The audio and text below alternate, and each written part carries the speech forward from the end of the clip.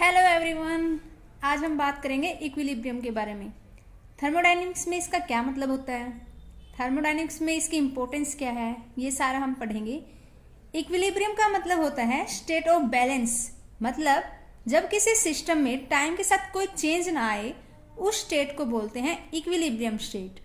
जिस तरह जैसे हम पानी ले लेते हैं, अगर पानी के अंदर हम कुछ भी फेंकते हैं तो पानी के अंदर वाइब्रेशन आनी स्टार्ट हो जाती है, लेकिन कुछ टाइम के बाद वो वाइब्रेशन डिसअपीयर हो जाती है और फिर से हमारा सिस्टम इक्विलिब्रियम की स्टेट को अचीव कर लेता है। उसी तरह से थर्मोडायनेमिक्स के अंदर भी ऐसे ही होता है कि सिस्टम डिफरेंट प्रोसेसेस के अंदर जाता है, उसके अंदर ढेर सारे बदलाव आते हैं, लेकिन एक पर्टिकुलर टाइम के बाद फिर से वह अपनी इक्विलिब्रियम स्टेट को अचीव कर लेता है। यानी अगर सिस्टम की स्टेट में टाइम के साथ बदलाव ना आए तो उस स्टेट को बोलते हैं इक्विलिब्रियम स्टेट। मतलब system does not change,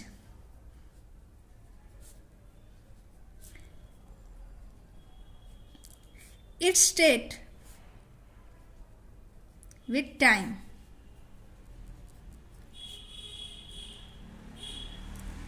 thermodynamics के अंदर मेनली 4 तरह के इक्विलिब्रियम होते हैं।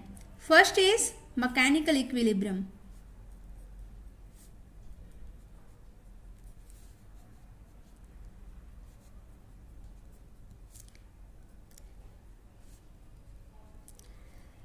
मैकेनिकल इक्विलिब्रियम मतलब ऐसा इक्विलिब्रियम जो फोर्सेस से रिलेटेड है।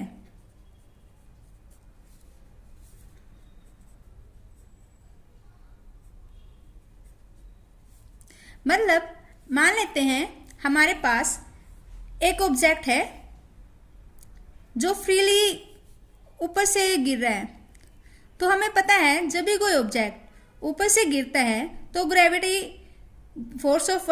ग्रेविटेशनल फोर्स मतलब अर्थ की ग्रेविटी उस ऑब्जेक्ट को अपनी तरफ खींचेगी। तो क्या होगा कि यह ऑब्जेक्ट नीचे की तरफ मूव करता है।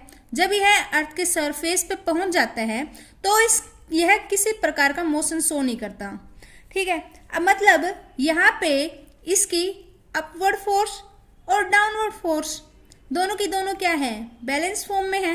मतलब अब इस पोजीशन पे आने के बाद मतलब यह जब सरफेस पे आ जाता है उस टाइम पे इसके ऊपर कोई एक्सटर्नल फोर्स नहीं होती, यानी एक्सटर्नल फोर्स इज 0। और अगर हम देखें इस ऑब्जेक्ट की कॉन्फ़िगरेशन के अंदर भी कोई चेंज नहीं आ रहा, इसका मतलब इसके अंदर इंटरनल फोर्स भी 0 है।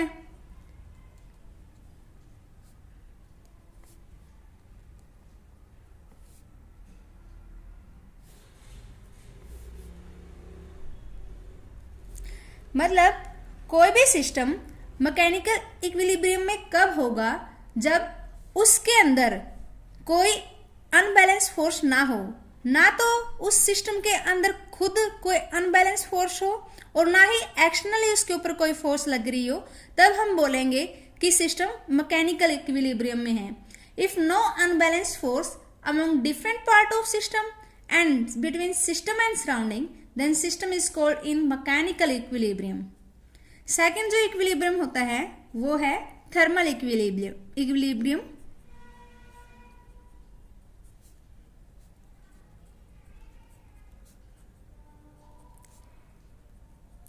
थर्मल इक्विलिब्रियम को समझने के लिए मान लेते हैं हमारे पास एक बकेट ले लेते हैं या फिर कुछ भी ले लो, पानी ले लेते हैं, एक बीकर ले लिया, उसके अंदर क्या है, पानी रखा है। मान लेते हैं कि ये जो पानी है वो ठंडा है। अब ये जो पानी है वो मैंने मतलब सूरज की किरणों में रख रखा है, यानी इसके ऊपर सूरज की किरणें गिर रही है। अब क्या होगा, यहाँ पे जो सराउंडिंग का टेम्परेचर है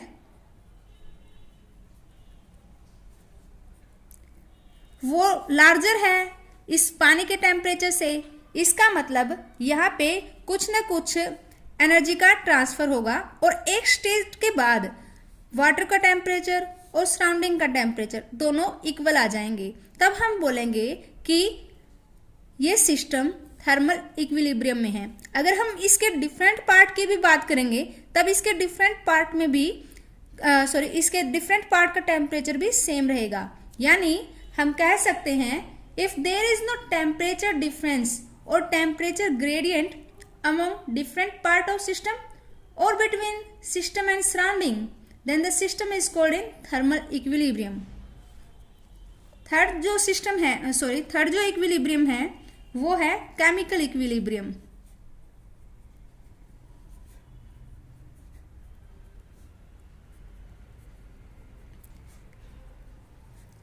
केमिकल इक्विलिब्रियम क्या होता है? If there is no concentration difference or concentration gradient among different part of system or between system and surrounding then system is called in chemical equilibrium। मान लेते हैं जैसे हमारे इसके लिए हम मान लेते हैं कि एक कोल्ड ड्रिंक ले लेते हैं, कोई भी कोल्ड ड्रिंक है, कुछ भी हो सकती है। अब हमें पता है कोल्ड ड्रिंक के अंदर कार्बन डाइऑक्साइड गैस डाली जाती है। अब कार्बन डाइऑक्साइड गैस जब इस कोल्ड ड्रिंक की बोतल में होती है तो यहाँ पे जो कोल्ड ड्रिंक की बोतल है, मान लेते हैं कोल्ड ड्रिंक की बोतल है, यहाँ तक ये फिल होती है। अब यहाँ पे ये वाला हिस्सा सिस्टम का है और ये वाला हिस्सा इसका सराउंडिंग है।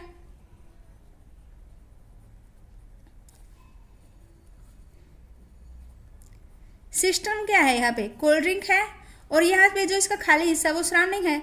सिस्टम और सराउंडिंग के अंदर कार्बन डाइऑक्साइड गैस का एक्सचेंज होता रहता है और हम देखते हैं कि कार्बन डाइऑक्साइड का एक्सचेंज तब तक होता रहेगा जब तक इन दोनों के अंदर कार्बन डाइऑक्साइड का बैलेंस सेम ना हो जाए।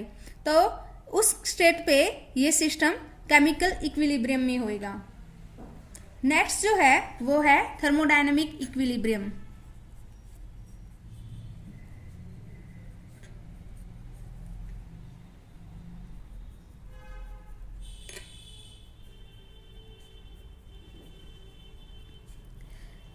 थर्मोडायनेमिक इक्विलिब्रियम का मतलब है a system is in equilibrium with respect to temperature, concentration and mechanical equilibrium. यानी हमारे सिस्टम पे ना तो कोई अनबैलेंस फोर्स लग रही है, ना ही उसके अंदर कोई टेम्परेचर ग्रेडियंट है, ना ही उसके अंदर केमिकल ग्रेडियंट है, यानी कॉन्सेंट्रेशन की उसकी हर पोजीशन पे सेम है, तब हमारा सिस्टम थर्मोडायनेमिक इक्विलिब्रियम में है।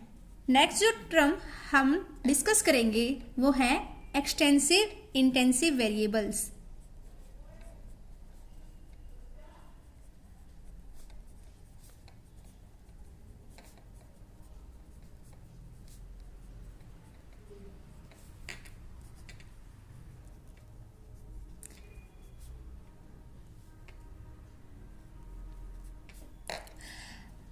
हमारे पास डिफरेंट टाइप के वेरिएबल्स होते हैं। कुछ वेरिएबल्स ऐसे होते हैं जो सिस्टम के साइज के ऊपर डिपेंड करते हैं, कुछ वेरिएबल ऐसे होते हैं जो सिस्टम के साइज के ऊपर डिपेंड नहीं करते। यानी if a variable depend upon size of system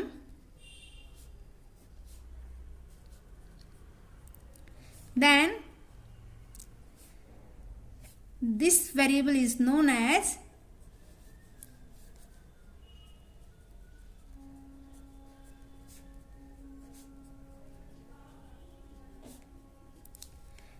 extensive variable।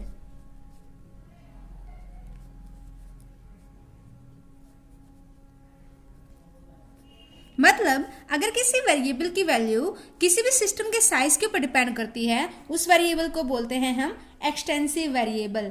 मान लेते हैं कि कोई भी एक सिस्टम है, अब इसके अंदर क्या होते हैं? नंबर ऑफ पार्टिकल होते हैं, वॉल्यूम होती है, इसकी एनर्जी होती है, प्रेशर, टेम्परेचर, बहुत सारी प्रॉपर्टीज होती हैं।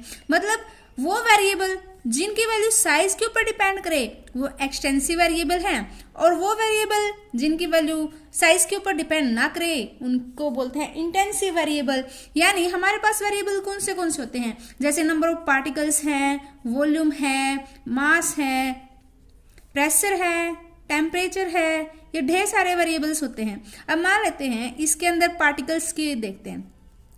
अब अगर मैं इस सिस्टम को बहुत सारे छोटे छोटे पार्ट्स में डिवाइड कर दूं तो हम पाएंगे कि इस पार्ट में नंबर ऑफ पार्टिकल अलग हो सकते हैं, इस पार्ट में नंबर ऑफ पार्टिकल अलग हो सकते हैं। इसका मतलब हम कह सकते हैं कि नंबर ऑफ पार्टिकल किसके ऊपर डिपेंड करेंगे, साइज के ऊपर डिपेंड करेंगे। तो हम बोलेंगे कि नंबर ऑफ पार्टिकल मतलब n क्या है, एक्सटेंसिव वेरिएबल है। इन द सेम सेंस अगर नंबर ऑफ पार्टिकल अलग है, नंबर ऑफ पार्टिकल मतलब साइज के ऊपर डिपेंड कर रहे हैं, तो इसका मतलब क्या है कि mass of particles is also depend on size. तो हमारा m भी क्या हो जाएगा, mass of particle is again A extensive variable.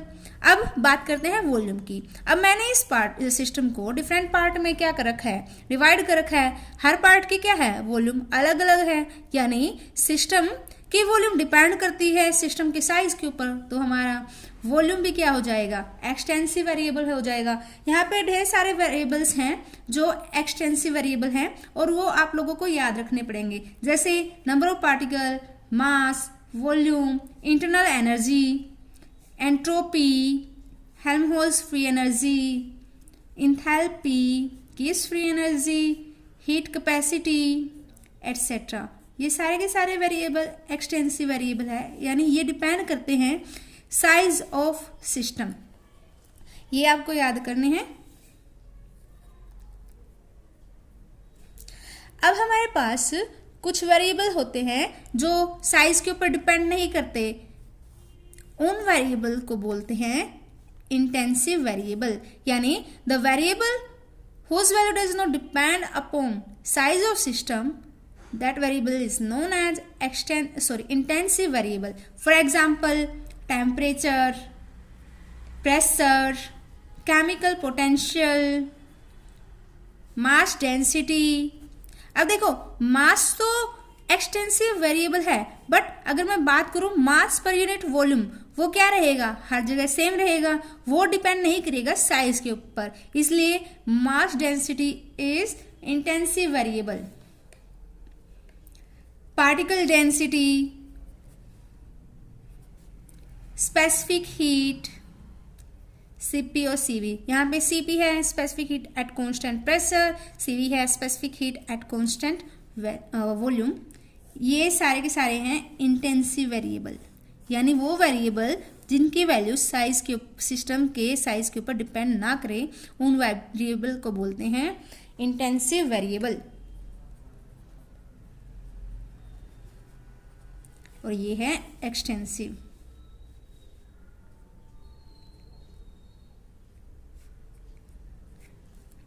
ठीक है, ये आपको याद करने हैं। हमारे एग्जाम में इनसे रिलेटेड क्वेश्चन भी पूछे जाते हैं। कई बार हमें कॉम्प्लिकेटेड फॉर्मूला दे देते हैं कि find out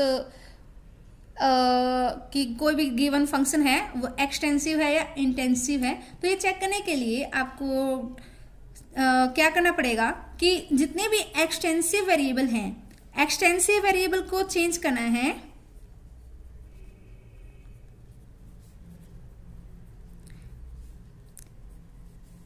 extensive variable suppose F है, इसको चेंज करना है अल्फा एफ से। और जितने भी इंटेंसिव वेरिएबल है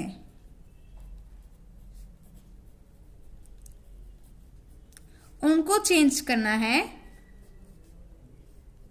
एफ से ही, मतलब उसमें कोई चेंज नहीं करना है।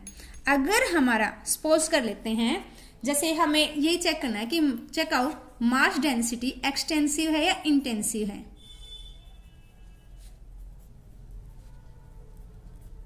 एक्सटेंसिव और इंटेंसिव। तो हम क्या करेंगे, मास डेंसिटी यानी m/v यानी मास पर यूनिट वॉल्यूम, उसको बोलते हैं मास डेंसिटी। अब मास क्या है, एक्सटेंसिव वेरिएबल है। मैंने बोला था एक्सटेंसिव वेरिएबल को चेंज करना है अल्फा एफ से, तो मैं इसको चेंज करती हूँ अल्फा एम से। और वॉल्यूम क्या है, वो भी एक्सटेंसिव है, तो इसको चेंज कर लेती हूँ मैं अल्फा वी से। ये अल्फा से अल्फा कैंसल, तो m/v यानी m/v यानी चेंज करने के बाद मेरा फंक्शन अगर सेम आ जाए तो हमारा जो नया वेरिएबल आएगा वो इंटेंसिव वेरिएबल होगा और अगर चेंज करने के बाद वो वेरिएबल चेंज हो जाए अल्फा एफ स्टेट में, तो हमारा वेरिएबल एक्सटेंसिव वेरिएबल बनेगा। लेकिन अगर चेंज करने के बाद, यानी चेंज कर लिया मैंने फंक्शन, नया फंक्शन बन गया एफ डैश, अगर वो अल्फा एफ के बराबर ना आए, ना ही वो एफ के बराबर आए, तो हमारा ये ना तो एक्सटेंसिव है ना ही इंटेंसिव है।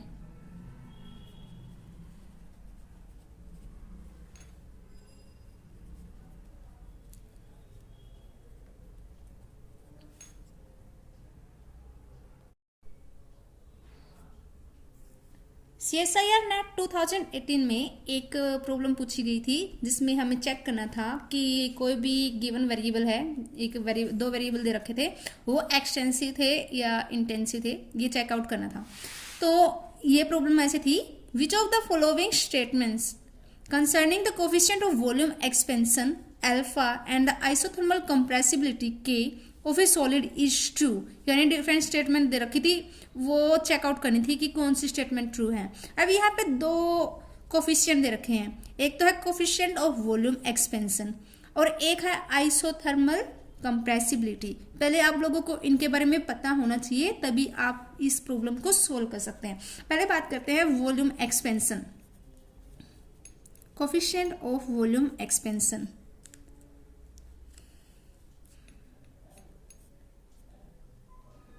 coefficient of volume expansion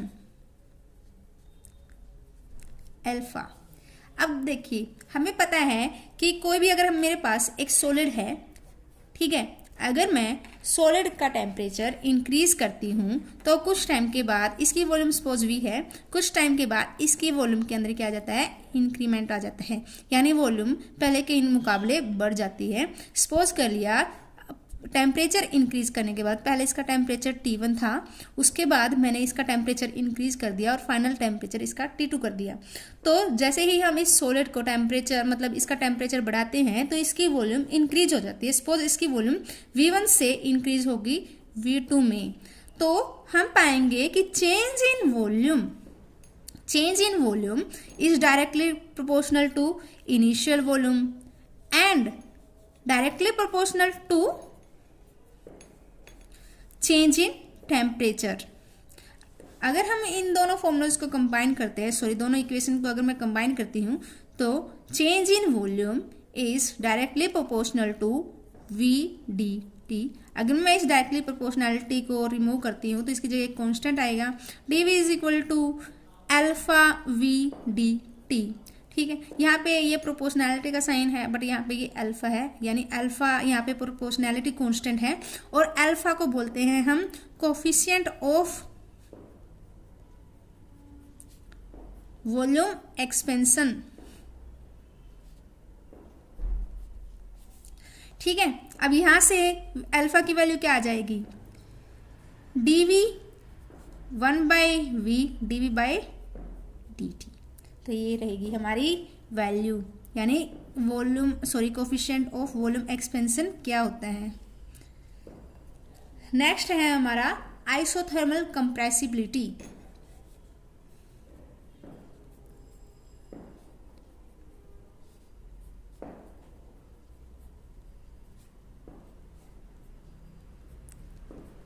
यहां से आप लोगों को पता ही चल रहा है कि आइसोथर्मल का मतलब होता है टेम्परेचर इज कांस्टेंट, और कंप्रेसिबिलिटी का मतलब है कि कोई हमने जो गैस ले रखी है, फिर कोई भी सिस्टम है उसको कंप्रेस कर रखा है। ठीक है, तो यानी हमने क्या किया कि कोई भी सिस्टम ले लिया, ठीक है, अब मैंने इसके ऊपर प्रेस गैसेस ले रखी है सपोज इसके अंदर, ठीक है, अब मैंने इसके ऊपर एक पिस्टन लगा रखी है। अगर मैं पिस्टन से इसके ऊपर प्रेस सिस्टम के ऊपर काम करूं या फिर ऊपर से फोर्स लगाती हूं, तो मेरी जो वॉल्यूम है वो डिक्रीज हो जाएगी। सपोज कर लिया जो फाइनल स्टेट है, यानी मैंने ऊपर से इसके ऊपर प्रेशर लगाया, तो गैस की वॉल्यूम क्या होगी, डिक्रीज होगी।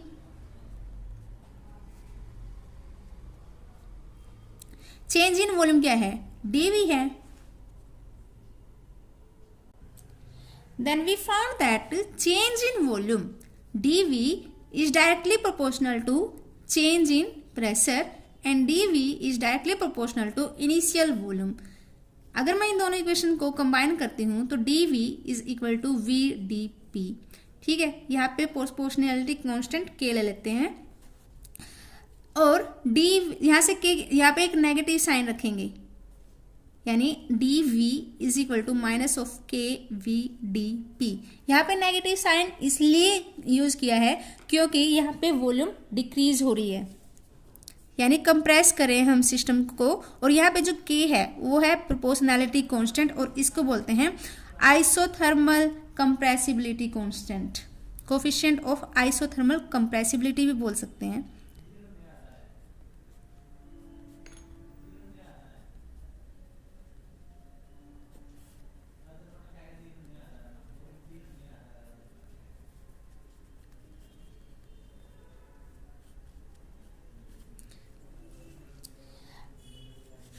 अब हमारे पास दोनों जो हमें दोनों वेरिएबल दिए गए थे उनके फॉर्मूलेज हैं, तो हम चेक कर सकते हैं कि ये इंटेंसिव वेरिएबल है या एक्सटेंसिव वेरिएबल है.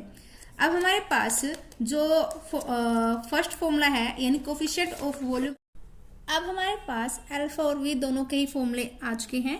अल्फा का फॉर्मूला था alpha equal to 1/v dv upon dt. जैसा कि मैंने अभी पहले ही बताया था कि जब भी हमें ये चेक करना हो कि एक्सटेंसिव है या इंटेंसिव, तो उसके लिए हम जितने भी एक्सटेंसिव वेरिएबल हैं उसके हम अल्फा एक्सटेंसिव से चेंज कर देंगे और इंटेंसिव वेरिएबल है उनको हम एज इट इज रखेंगे एट कांस्टेंट प्रेशर होता है. तो अब हमें पता है कि जो वॉल्यूम है वो क्या है, एक एक्सटेंसिव वेरिएबल है, तो इसको मैं चेंज कर देती हूँ अल्फा वी में. तो dv किस में चेंज हो जाएगा, dv change to alpha dv में. और टेम्परेचर क्या है, एक इंटेंसिव वेरिएबल है, तो टेम्परेचर को चेंज कर देती हूँ T में ही, क्योंकि intensive variable as it is रखने हैं. तो dt किस में चेंज हो जाएगा, dt में. तो जब मैं इस चेंज को इक्वेशन फर्स्ट में रखती हूँ तो क्या आ जाएगा, सपोज चेंजिंग जो वेरिएबल है वो अल्फा डैश मान लेते हैं, तो ये क्या आ जाएगा 1/αv alpha dv divided by dt. तो यहाँ पे ये कैंसिल होके क्या बन जाएगा 1/v dv बाय dt. इसका मतलब चेंज करने के बाद जो मेरा वेरिएबल है वो क्या आया है, सेम आया है. तो हमने अभी पढ़ा था कि अगर चेंज करने के बाद यानी फंक्शन में जब मैं एक्सटेंसिव को अल्फा एक्सटेंसिव और इंटेंसिव को सेम रखती हूँ तो जो चेंज्ड वेरिएबल है अगर हमारे इनिशियल वेरिएबल के बराबर ही आ जाए तो उस वेरिएबल को बोलते हैं इंटेंसिव वेरिएबल. और अगर changed variable alpha initial variable के बराबर आए तो इस वेरिएबल को बोलते हैं एक्सटेंसिव वेरिएबल. तो यहाँ पे जो मेरा चेंज्ड वेरिएबल है, सॉरी यहाँ पे दोनों सिंबल मैंने एक जैसे ही रख लिए, ये भी अल्फा है ये भी अल्फा है, सपोज इसको बीटा कंसीडर कर लेते हैं.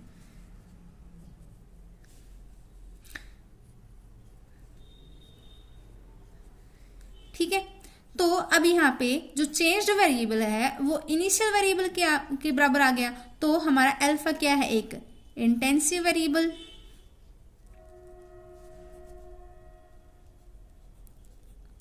अब बात करते हैं बीटा के की. अब के का फॉर्मूला क्या था, k is equal to -1/v dv upon dp. अब अभी बात की थी कि जितने भी एक्सटेंसिव है उनको चेंज करना है अल्फा एक्सटेंसिव के साथ और जितने इंटेंसिव है वो एज इट इज रखने हैं. तो v चेंज हो जाएगा अल्फा v में, dv चेंज हो जाएगा अल्फा dv में और dp एज इट इज रखेंगे क्योंकि प्रेशर क्या है, एक इंटेंसिव वेरिएबल है. तो k किसके बराबर आ जाएगा, k equal to K dash लिख लेते हैं, k dash equal to -1/v alpha v. So यहाँ पे फिर से बीटा ही कर लेते हैं क्योंकि अल्फा की नोटेशन मैंने दी हुई है, कंफ्यूजन हो जाएगा otherwise. -1/βv beta dv divide by dp. तो ये किसके बराबर आ जाएगा, -1/v dv divide by dp। ठीक है, यानी जो चेंज्ड वेरिएबल है वो इनिशियल वेरिएबल के बराबर आ गया, तो हमारा के भी क्या है, एक इंटेंसिव वेरिएबल। आप लोगों को अल्फा और के ये दोनों ही फॉर्मूले याद रखने हैं, क्योंकि ये थर्मोडायनेमिक्स की प्रॉब्लम के लिए बहुत ही ज़्यादा इम्पोर्टेंट है, तो इसलिए मैंने इनको एक्सप्लेन किया था, अदरवाइज तो मैं इनको डायरेक्ट ही करवा देती, बट ये फर्दर यूज होंगे, इसलिए आप इनको अच्छे से याद रखिएगा। यहाँ पे एट कॉन्स्टेंट टेम्परेचर है। अब हमारे जो ऑप्शंस दिए गए थे क्वेश्चन के अंदर वो क्या थे कि alpha and K both are intensive variable, alpha is an intensive variable and k is an extensive variable, alpha is extensive and k is intensive, alpha and k both are extensive variable। अभी हमने calculation की है तो क्या है, alpha and k both are intensive variables। Thank you.